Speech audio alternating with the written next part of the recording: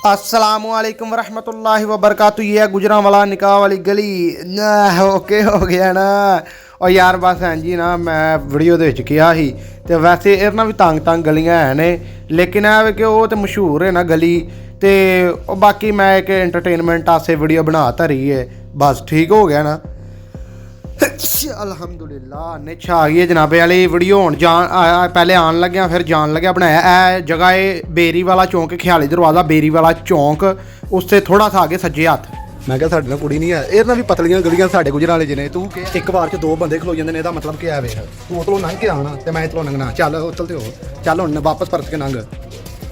ये देखें ठीक है यार, कहाँ निकाह की गुंजाइश है कि ये निकाह वाली गली है, यहाँ पर निकाह की गुंजाइश मतलब कि आसे पास। हाँ यानी हम आए ना, मैं इधर से आ रहा हूँ, तुम उधर से आ रहे हो, रास्ते में निकाह की गुंजाइश है। गल है गलत नहीं?